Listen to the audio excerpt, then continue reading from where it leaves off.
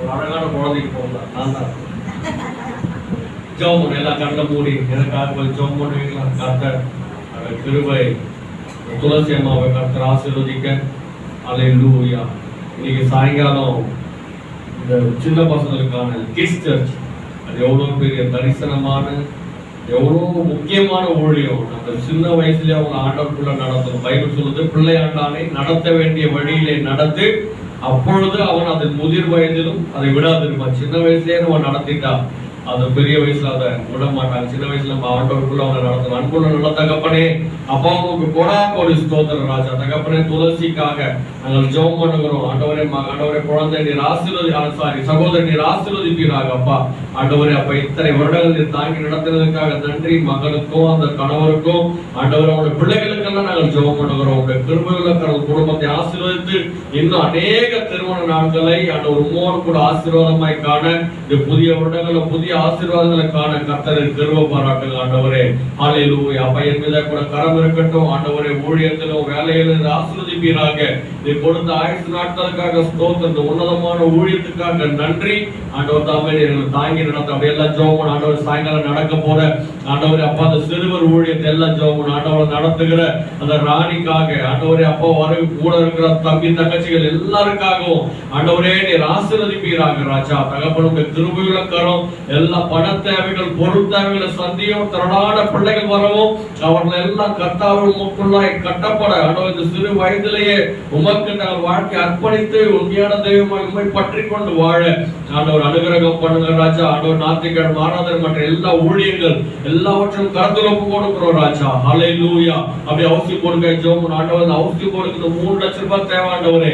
இன்னும் 2 லட்சத்தி ஆண்டவர் 60,000 ரூபாய் தேவை ஆண்டவர். எங்க கிட்ட ஒண்ணுமே இல்லை. தேவன் அந்த சராசரத்தை படைத்தவர் ஆண்டவர். எங்கள் தேவைகளை சந்திக்க அற்புதமாய் ஆண்டவர் இருக்கிற அந்த 766 குடும்பங்களை நேசித்து ஆண்டவர்களுக்கு அவர் உமக்குள்ள நடத்தப்பட செய்ய வல்லமுடையவர் ஆண்டவரே.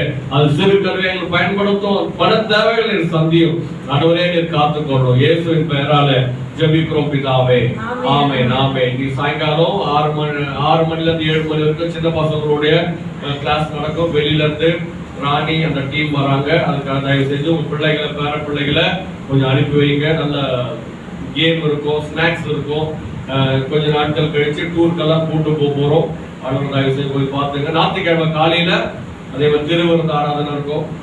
ரெவரண்ட் பால் அவங்க குடும்பத்தோட வந்து இந்த கர்த்தருடைய வார்த்தையை சொல்லி ஊழியம் பண்ணுவாங்க. தயவு செஞ்சு அவர் வந்து கலந்து கொள்ளுங்கள். இனி சனிக்கிழமை, அடுத்த சனிக்கிழமை என்ன இருக்குது? 2வது வாரம் 3வது உபவாச ஜெபம் காலையில 10 மணில இருந்து 12 மணி வரைக்கும் அடுத்த சனிக்கிழமை உபவாச ஜெபம் நடக்கும். தயவு செஞ்சு கலந்து கொள்ளுங்க. கர்த்தர் நம்மள ஆசீர்வதிப்பார். சரி, கர்த்தருடைய வாக்கு தத்தத்துக்கு நேராய் கடவுள் ஏசாயா 45வது அதிகாரம் 4 அதுல நம்ம வாட்ஸ்அப் அனுப்பிடுறது. ஏசாயா 45வது அதிகாரம் 4 மற்றும் 5 அதுல பிரிண்ட்ல இருக்காது. ஏசாயா 40 நான் வாசிக்கிறத கவனிக்க போகுது. ஏசாயா 45வது அதிகாரம் 4வது வசனமும் 5வது வசனம். ஏசாயா தீர்க்கதரிசி புத்தகம் 45வது அதிகாரம் 4 மற்றும் 5 வாசிக்குமா? ஏசாயா பழைய ஏற்பாடு ஏசாயா 45வது அதிகாரம் 4வது வசனமும் 5வது வசனம். வெண்கல கதவுகளை உடைத்து இரும்பு தாழ்பாள்களை முறித்து அந்த காலத்தில் இருக்கிற பொக்கிஷங்களையும் ஒளிப்பிடத்தில் இருக்கிற புதையல்களையும் உனக்கு கொடுப்பேன். நான் என் தாசனாகி யாக்கோபின் நிமித்தமும் நான் தெரிந்து கொண்ட இஸ்ரவேலின் நிமித்தமும் நான் உன்னை பெயர் சொல்லி அழைத்து நீ என்னை அறியாதிருந்தும் உனக்கு நாமம் தரித்தேன். நானே கர்த்தர், வேறொருவர் இல்லை, என்னை தவிர தேவன் இல்லை. ஹல்லேலூயா.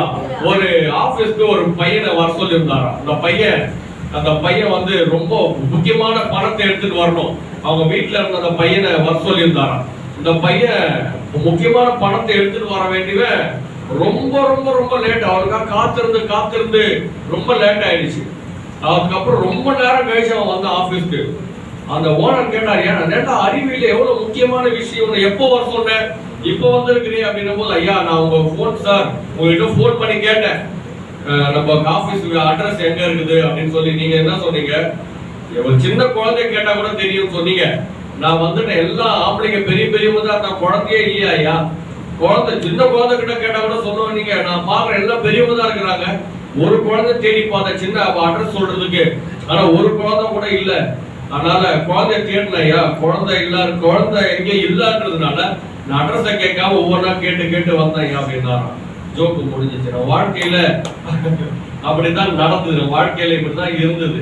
ஆனால் கர்த்தாதி கர்த்தர் நம்மை நடத்துகிறது. 45ஆம் சங்கீதம் ஏசாயா 45ஆவது அதிகாரத்தை முழுசா வாசிச்சு பாத்தீங்கன்னா அதோட கருப்பொருள், நானே கர்த்தர், நான் தான் கடவுள், என்ன தவிர வேற கடவுள் இல்லை. இந்த மாதம் ஆண்டவரை தேடுற, ஆண்டவரை முதலிடத்துல வைக்கிற மாதம், ஆண்டவருக்கு முதலிடம். ஆண்டவர் சொன்னாரு இஸ்ரவேல் ஜனங்களை பார்த்து நான் தான் கடவுள். அது மட்டும் சொல்ல, வேற கடவுள் இல்லை, அதையும் சொன்னார். எங்க தூரத்து சொந்தக்காரர் வந்திருக்கிறார் மாமா. அவர் என்ன பண்ணுவார்னா, காலையில 5 மணிக்கு ஆராதனைக்கு சபைக்குள்ள ஆராதனை போற, நல்லா பாட்டு பாடி ஆண்டவர் ஆராதிச்சு ஸ்தோத்திரம் பண்ணி எல்லாம் பண்ணிட்டு அதுக்கப்புறம் ஒரு 10 மணிக்கு மேல இன்னொரு துஷ்ட தெய்வத்தெல்லாம் வணங்க போவார். பூஜை பண்றது அதெல்லாம் பண்ணுவார். அவர்கிட்ட கேட்டா, நீ என்ன பைத்தியமா, நீ என்ன காலையில ஆண்டவர் ஆராதிக்க போற, அதுக்கப்புறம் இதுக்கெல்லாம் போறேன்னு சொன்னா அவர் சொல்வாரு, இல்லங்க ஆண்டவரை முதல்ல, ஆண்டவர் நம்ம மேல கோவப்படக்கூடாது, அதனால ஆண்டவரை போய் முதல்ல ஆராதிக்கணும். அதுக்கப்புறம் இதை பார்த்து பிசாசர் என்ன பண்றாங்க, மேல கோச்சுக்கும், அது நம்மள ஏதோ குறைச்சல் கொடுக்க கூடாதுன்னு அதையும் கொஞ்சம் என்ன பண்ணிட்டோம், வணங்கிட்டோம். 2 பேரும் நான் கவர் பண்றேன். அது உண்மையை சொல்லுவார், உண்மையை சொல்லியா செய்வார். நம்ம ஆண்டவரையும் பகைச்ச கூடாது, பிசாசையும் பகைச்ச கூடாது. நான் அப்படி பண்ணுவேன்.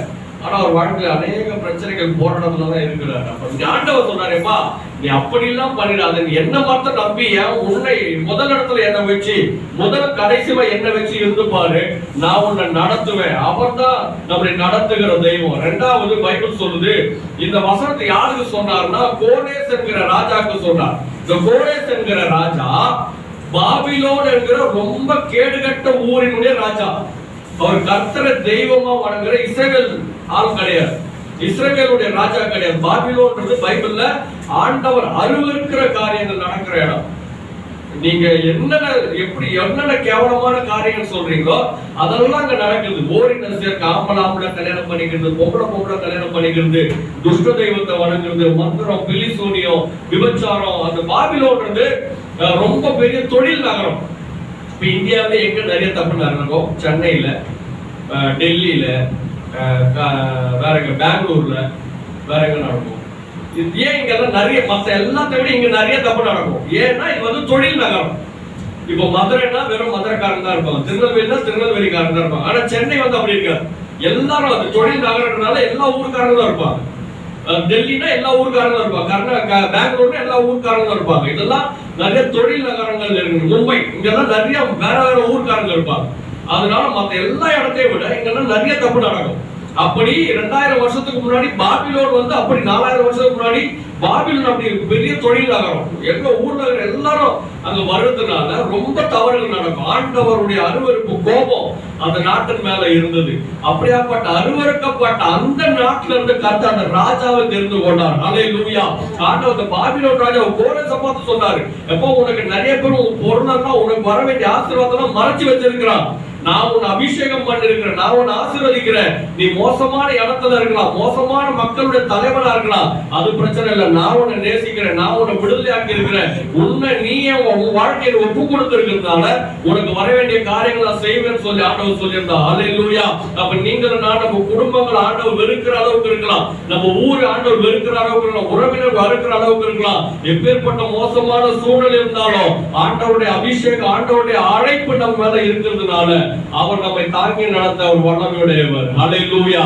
ஆதியாகமம் 12:2, ஆதியாகமம் 12:2, நான் உன்னை பெரிய ஜாதியாக்கி உன்னை ஆசீர்வதித்து உன் பேரை பெருமைப்படுத்துவேன், நீ ஆசீர்வாதமாய் இருப்பாய். ஆண்டவர் ஆபிரகாம் சொன்ன, நான் உன்னை ஆசீர்வதிப்பேன், நீ ஆசீர்வாதமாய் இருப்ப. சமீபத்தில் 65,000 கம்பெனிஸ் மூடி இருக்கிறாங்க. 65,000 கம்பெனி. இந்த 65,000 கம்பெனி நடத்தும் போது என்ன பண்ணிருப்பாங்க, எல்லாம் பூஜை பண்ணிருப்பாங்க, பாஸ்டர்ஸ் கூப்பிட்டு ஜெபம் பண்ணிருப்பாங்க, எல்லாம் நடந்திருக்கும்ல. எல்லாரும் என்ன பண்ணிருப்பாங்க, எல்லாம் வயிறார சாப்பிட்டு மனசார வாழ்த்திருப்பாங்க. இந்த கம்பெனி நாங்கள் ஆசீர்வதிக்கிறோம், இந்த முதலாளி ஆசீர்வதிக்கிறோம், எல்லாம் ஆசீர்வதிச்சிருப்பாங்க. ஆனா ஏன் அந்த ஆசீர்வாதம் பலிக்க, ஏன் கம்பெனி மூடுற மாதிரி ஆயிடுச்சு? காரணம், அதை ஆசீர்வதிச்சவங்க மனுஷங்க. மனுஷன் எவ்வளவுதான் ஆசீர்வதிச்சாலும் அந்த ஆசீர்வாதம் என்ன பண்ணல, பலிக்கல. ஆனா ஆண்டவர் ஆபிரகாம் சொன்ன, நான் உன்னை ஆசீர்வதிப்பேன், நான் ஆசீர்வதிச்சா எப்படிதான் இருப்பேன், ஆசீர்வாதமா தான் இருப்பேன். ஆண்டவர் இந்த வசனத்தை சொல்லும் போது ஆபிரகாம் எங்க இருக்கிறாருன்னா கர்த்தரை தெய்வமா ஏத்துக்கல. அவர் பண்ண தொழில் துஷ்ட தெய்வங்களை உருவாக்கி ஊருக்கெல்லாம் சப்ளை பண்றாரு. சிலைகளை உருவாக்கி யார் யாரெல்லாம் கேட்கிறாங்களோ அதுக்கெல்லாம் சப்ளை பண்ற எல்லாம் பூஜை இதெல்லாம் பண்ணி அதெல்லாம் சப்ளை பண்றாரு. அப்படியேப்பட்ட சூழ்நிலையில ஆண்டவர் பண்றாரு. அவனுக்கு எவ்வளவு தெய்வங்களெல்லாம் பூஜை பண்ணி எல்லா காரியங்களும் மற்றவங்களுக்கு எல்லாம் வித்தாலும் அவன் வாழ்க்கையில ஆசீர்வாதம் இல்லை, வாழ்க்கையில நிம்மதி இல்லை, வாழ்க்கையில அவனுக்கு சொந்தமான ஊர் கிடையாது, அவனுக்கு குழந்தை கிடையாது. இப்படி எல்லாம் பலவிதமான பிரச்சனைகள் வாழ்க்கையில இருந்தது. ஆனால் தேவன் அந்த மாதிரி மட்டமா இருந்த அந்த மாதிரி கொடுமையான சூழ்நிலை இருந்த அவனைதான் தெரிந்து கொண்டான். எடுக்கும் போதே ஆண்டவர் நல்லா ஜெபம் பண்ற ஆளா இருக்கல. அவன் இருக்கிற கல் அவன் சிலைகளை செஞ்சு விக்கிறவனா இருந்தாலும் அவன் அந்த மாதிரி மோசமான சூழ்நிலை தான் பார்த்து கூப்பிட்டாரு. அவன் ஆசீர்வாதம் நல்ல பரம்பரையை கொடுத்தாரு. இனி வரைக்கும் 4000 வருஷம் ஆயிடுச்சு அந்த பரம்பரை ஒருத்தரும் தொடவே முடியல. இஸ்ரவேல் தேசத்துல நல்ல ஆசீர்வாதமா இருக்கிறாங்க. ஹல்லேலூயா. அப்ப நம்ம எந்த எப்படிப்பட்டதான பின்புலத்துல இருந்தாலும் அவர் நம்ம நடத்த வல்லமையுடையவர். புளியாந்தோப்புல பழனி ஒருத்தர் இருந்த பெரிய ரவுடி, வழிப்பறி கொள்ளையர். போதை மாத்திரம் போடுவாரு, ஊசி போடுவாரு, எல்லாம் பொருள் யாரும் எடுத்துட்டு போனா அடிச்சு புடுங்கிறது, நக்கை அடிச்சு புடுங்கிறது, இப்படி எல்லாம் கூடி அவருக்கு இல்லாத கெட்ட பழக்கமே இல்லை, எல்லாம் கெட்ட பழக்கமும் இருந்தது. ஆனா ஒரு நாள் அவன் மனைவி ஒவ்வொரு நாளும் ஜெபம் பண்ண, அவர் ஆண்டவரே என் கணவரை தோடும், என் கணவரை மாற்றோம் அப்படின்னு அடிச்சுட்டு அவன் மனைவியோட ரத்தம் ஒழுகுமா. அந்த ரத்தம் ஒழுகுனாலும் அப்படியே அந்த ரத்தம் ஒழுகிட்டு அவங்க அழுதுட்டு கதறி குடிச்சிட்டு இருந்தாலும் இவர் போதையில சாப்பிடுவாராம், நல்லா சாப்பிடுவாராம். அந்த மனைவியை கொடுமைப்படுத்தி பாக்குறாரு. ஆனா அந்த மனைவி அதன் மத்தியில் நல்லா ஜெபம் பண்ணி இன்னைக்கு கர்த்தர் அந்த பழனி ஆக்கிலா பழனி நல்ல ஊழியம் பண்ணி சபை நடத்தும்படி கர்த்தர் அவர் மாத்திருக்காரு புளியாந்தோப்புல. ஹல்லேலூயா. அப்ப தேவாதே நம்ம எப்படியாப்பட்ட பின்புலத்தில் இருந்தாலும் அவர் நம்ம நடத்த அவர் வல்லமையுடையவர். கர்த்தர் ஏன் இந்த கோரேஸ் ராஜாவை அந்த மட்டமான பின்புலத்தில் இருந்தாலும் ஆசீர்வதிச்சார்? எஸ்ரா 1:7 சொல்லுகிறது, நேபுகாத்நேச்சார் எருசலேமிலிருந்து கொண்டு வந்த தான் தேவனுடைய கோவிலில வைத்திருந்த கர்த்தருடைய ஆலயத்து பனிமுட்டுகளையும் கோரேஸ் ராஜா எடுத்து கொடுத்தார். அந்த கோரேஸ் ராஜா துஷ்ட தெய்வத்தை வணங்குறதா இருந்தாலும் கர்த்தர் அவர் சொல்றாரு, நீ ஆலயத்தை கட்டு அப்படின்னும் போது இருக்கிற சொத்தெல்லாம் கொடுத்து கர்த்தருடைய ஜனங்களை போய் கர்த்தருடைய ஆலயத்தை கட்டு அப்படின்னு சொல்றாரு. இந்த ராணி நம்ம சண்டே ஸ்கூல்ல அந்த கிட்ஸ் சர்ச் நடத்துறவங்களுக்கு கிட்டத்தட்ட அவங்க பேங்க்ல வேலை செய்யறாங்க. ஒரு 20,000 ரூபாய் கிட்ட அது என்ன சொல்லுவாங்க, வெளியூருக்குலாம் போவாங்கல்ல, வெளியூருக்குலாம் போறதுக்குன்னு ஆபீஸ் விஷயமா வெளியூருக்குலாம் போறதுக்குன்னு ஒரு பணம் வருஷம் கொடுப்பாங்க. அது ரொம்ப நாளா அவர் தரப்பட்டு 20,000 ரூபாய் கிட்ட தரப்பட்டு இருந்தது. ஆனா கர்த்தர் அவங்க இந்த ஊழியத்தை நடத்தலாம்னு சொல்லி ஒப்பு கொடுத்த போது அந்த 20,000 உடனே அவங்க எடுத்து போன் பாக்குறாங்களா, அவங்களால நம்ப முடியல. 20,000 வந்துடுச்சு. உடனே அவங்க நல்ல ஆண்டவர் ஸ்தோத்திரம் பண்ணி, ஆண்டவரே ஊழியம் பாட்டு ஒப்பு கொடுத்த உடனே கொடுத்தீரே அப்படின்னு சொல்லி இந்த ஸ்நாக்ஸ் மற்ற காரியங்கள்லாம் நம்ம பார்க்கனாலும் அந்த வெளியில இருந்த பசங்க எல்லாம் வராங்கல்ல, அவங்க தான் பெட்ரோல் காசு அவங்க தான் கொடுக்குறாங்க. கர்த்தர் ஸ்தோத்திரம். அப்படியே பட்டவங்களுக்காக அவங்க அந்த பசங்களுக்கு எல்லாம் 500 ரூபாய் கொடுத்து அனுப்பி இருக்கிறாங்க. நேற்று பார்த்தா மறுபடியும் 2000 வந்துதான் சொல்றாங்க, பாஸ்டர் எனக்கு 20,000 முன்னாடி வந்திருக்குது, அதுல இருந்து ஒரு 500 ரூபாவை அந்த பெட்ரோல் காசுக்கெல்லாம் பசங்களுக்கு கொடுத்தவங்க கிட்ட கேட்காம நீங்க இவ்வளவு செலவு பண்ணீங்க, உங்களுக்கு டிஸ்டர்ப் பண்ணக்கூடாது, நானா என் காசை அந்த 500 ரூபாய் கொடுத்தேன். மறுபடியும் பார்த்தா நீங்க மறுபடியும் ஒரு 2000 ரூபாய் வந்திருக்குது. நான் சொன்னேன், நீங்க 500 ரூபாய் ஒரு 5000 ரூபாய் கொடுத்தீங்கன்னா பெரிய அமௌண்ட் வந்திருக்கும். கர்த்தர் நடத்தினா இந்த மாதிரி ஆண்டவருக்கு இந்த கோரேஸ் ராஜா கர்த்தர் கொடுத்ததுனால இல்ல ராஜால எவ்வளவு பணம் தேவைப்படும், எப்ப என்ன பிரச்சனை வரும் தெரியாது. அவன் தங்கத்தெல்லாம் தலைக்குன்னு சேர்த்து வைக்காம அந்த அவனுக்கு முன்னாடி இந்த ராஜா சேர்த்து வச்ச அந்த பணத்தெல்லாம் எடுத்து கர்த்தரை ஊழியத்தை கொடுத்த போது ஆண்டவர் அவனை ஆசீர்வதிச்சு அவன் பிரச்சனை எல்லாம் மாற்றினார். கண்டு முடிச்சோம் போனோம். ஹல்லேலூயா. நன்றி ஆண்டவர், நன்றி அப்பா.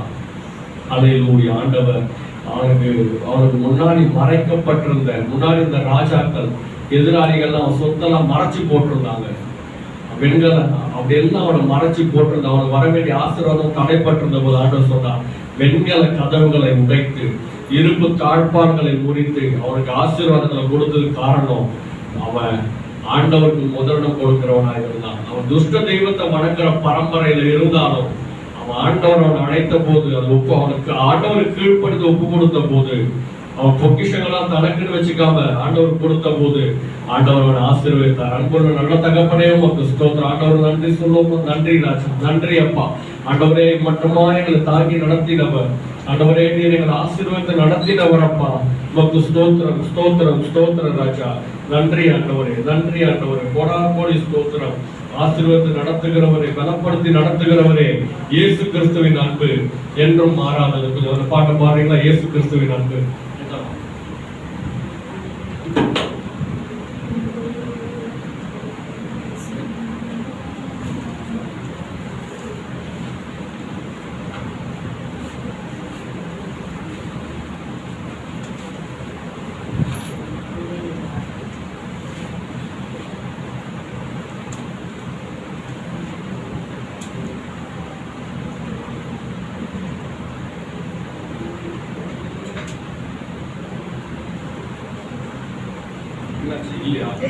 இயேசு கிறிஸ்துவின் அன்பு என்றும் மாறாதது.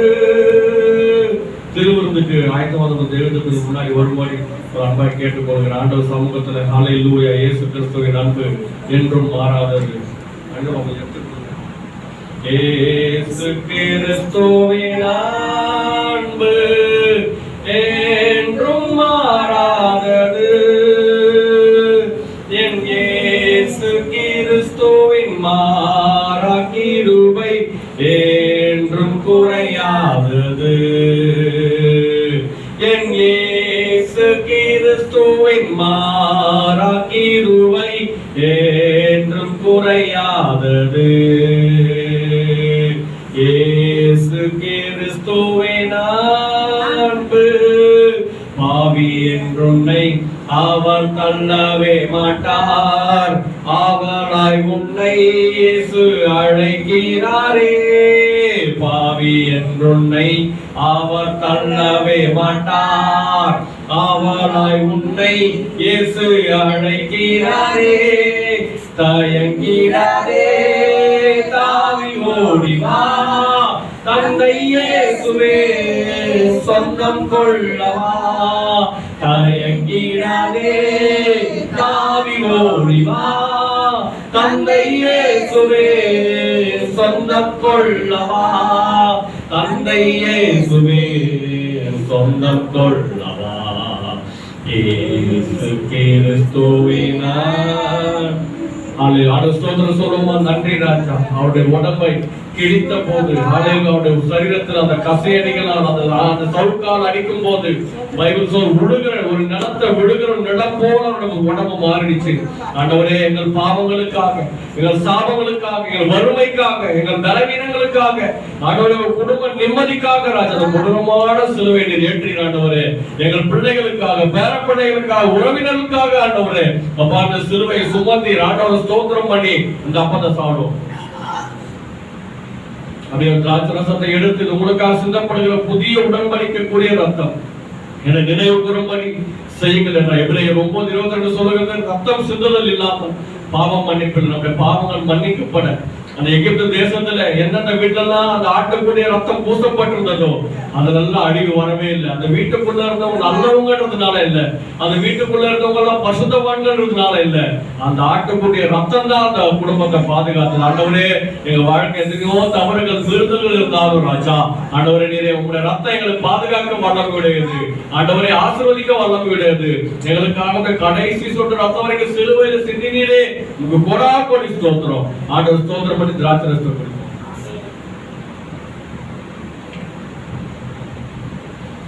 ஸ்தோத்திரம் ஆண்டவரே, நன்றி. ஆண்டவர் ஸ்தோத்திரம் பண்ணுவோம், நன்றி சொல்லுவோம். நன்றி ராஜா, நன்றி அப்பா. இரக்கம் உள்ளவரே, கிருபை உள்ளவரே, எங்கள் தயவினால் தாக்கி நடத்துகிறவரை கோடி நன்றி. இந்த மாதத்தை உங்களோடு கூட ஆரம்பித்திருக்கிறோம் ராஜா. எங்கள் ஆசீர்வதியும் ஆண்டவரே. எங்கள் காணிக்கைக்காக ஸ்தோத்திரம், தசமபாவத்துக்காக நன்றி ஆண்டவரே. நீர் எங்களுக்கு கொடுத்ததுல இருந்து சுவாமி நாங்கள் கொடுக்கிறோம் ஆண்டவரே. அப்பா நீர் எங்கள் ஆசீர்வாதம் கொடுக்க முடியாத கரங்களுக்காக ஸ்தோத்திரம் ஆண்டவரே. நீர் ஆசீர்வாதம் பல மடங்காய் பெற்றுக்கொள்ள உதவி செய்து